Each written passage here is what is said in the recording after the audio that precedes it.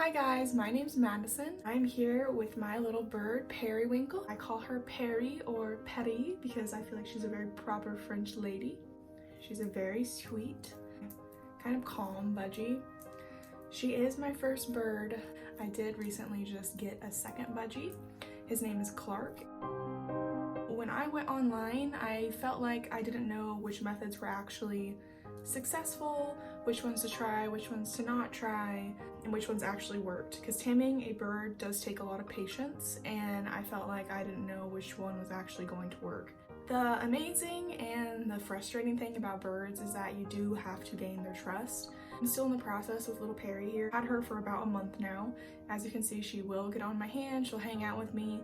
She has her wings clipped, so when she flies, she does go to the ground, and she will actually come to me for me to pick her up, and I'll put a little clip of that here. Here, Perry.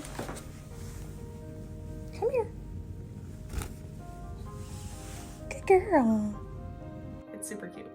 I'm going to do a step-by-step taming of my new Budgie Clark so that you can see, I guess, how long it takes and how much patience it does require. For the next 5 days, I'm just going to sit by his cage and talk. He's watching me right now. I'm just gonna get him used to my presence and used to my voice. I like to sing and be silly. Budgies seem like they're kind of silly. Are you a cute chicken? Are you a small chicken? So the next step, after you're able to sit next to your bird's cage and they're not freaking out, they're not avoiding you and moving to that far corner of the cage, you can start putting your hands all over the cage, and I'll demonstrate for you. I'm still in the first stage of taming Clark, but I'm just going to show you quickly what the next step looks like. Yeah, Clark, hi. Hello, Clarky. Clarkson. So once you're able to do that and your bird doesn't seem stressed, the next step will be to open the cage. So step 3 consists of opening the cage and just setting your hand right here.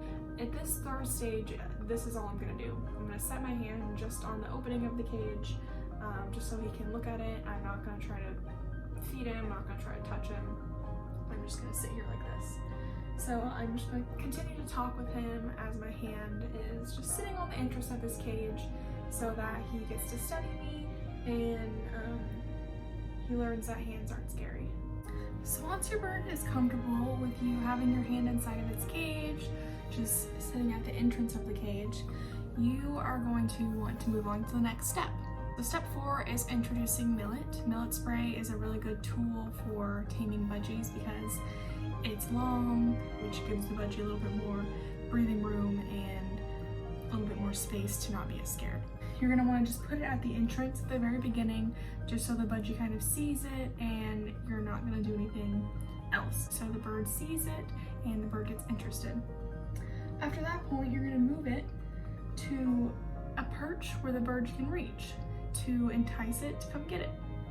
So you want to just leave your hand in the cage holding the millet. Get in a comfortable position because you'll be here for a while. Perry?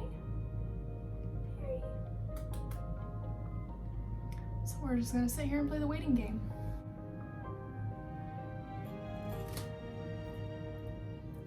Practice putting your hand into the cage and waiting. So the next step after your bird is comfortable eating millet from your hand is to introduce your fingers for the step up. Clark has a lot to say about this. Just put your hand like this, and you're gonna put the millet on the opposite side of your fingers to entice the bird to get onto your fingers. This is only after they're totally fine with you hand feeding the millet. They don't run away from you putting this in the cage, they actually follow it. And once they're comfortable with that, you will then introduce your hand. Step up, good girl. What I like to do is put her back on to the perch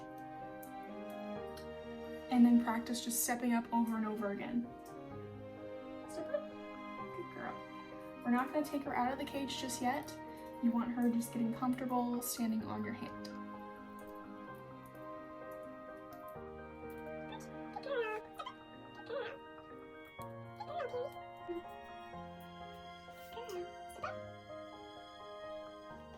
So once your bird is comfortable Stepping up onto your fingers, you can slowly start increasing the distance outside of their cage every time they get onto your hand. So once you've reached this stage where you can take your bird out of the cage, it's all just up to you and your repetition in building your bird's confidence.